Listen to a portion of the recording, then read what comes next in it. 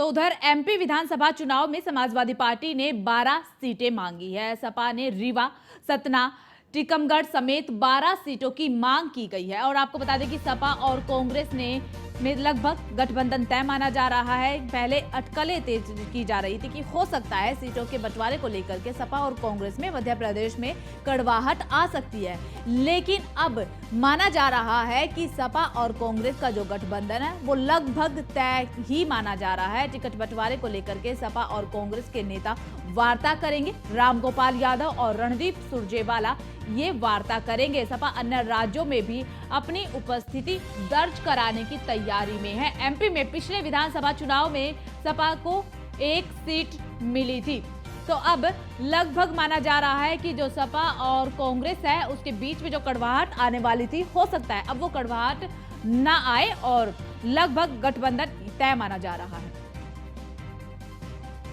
तो ज्यादा जानकारी के साथ लखनऊ से हमारे संवाददाता संदीप मिश्रा लाइव जुड़ चुके हैं। संदीप, क्या कुछ जानकारी निकल करके सामने आ रही है? देखिए, पहले अटकलें लगाई जा रही थी कि मध्य प्रदेश में जिस तरीके से समाजवादी पार्टी के दौरे लगातार किए जा रहे हैं, सपा अध्यक्ष बार बार वहां पर पहुंच रहे हैं और सीटों के बंटवारे को लेकर भी कड़वाहट कहीं ना कहीं सपा और कांग्रेस में नजर आ रही थी, लेकिन अब लग रहा है कि वो कड़वाहट धीरे धीरे खत्म होती जा रही है और कहीं ना कहीं सीटों के बंटवारे को लेकर के सपा और कांग्रेस के बीच अब वार्ता जल्द ही की जाएगी।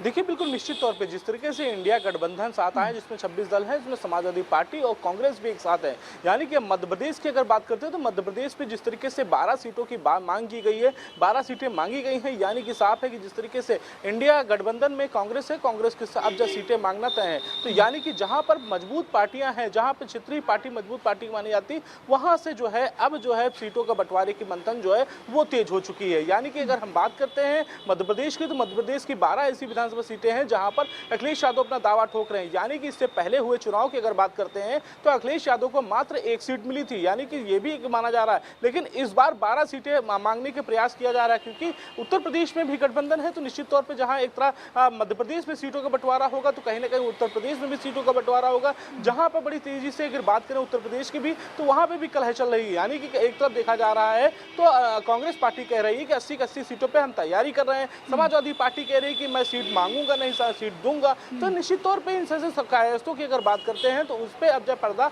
उठने वाला है, यानी कि मध्य प्रदेश की रूपरेखा के बाद से स्पष्ट हो जाएगा कि उत्तर प्रदेश में किस तरीके से गठबंधन की सीटें बंटनी है। तो यानी कि अब मध्य प्रदेश में अगर कांग्रेस 12 सीटें देती है समाजवादी पार्टी को, तो निश्चित तौर पर जो इंडिया गठबंधन है उसमें कहीं ना कहीं एक प्रबल दावेदारी देखने को मिल सकती है। जी बिल्कुल, और मैं आपसे ये भी समझना चाहूंगी, जिस तरीके से सीटों के बंटवारे को लेकर के सिर्फ एमपी ही नहीं बल्कि यूपी में भी हमने देखा कि किस तरीके से बयानबाजी लगातार दोनों की तरफ से की जा रही है। अब बताया जा रहा है कि रणदीप सुरजेवाला और रामगोपाल आपस में बात करने वाले हैं। जो ये वार्ता होगी, इसे लेकर के कोई इनपुट्स मिल पा रहे हैं कि कब ये चर्चा होगी?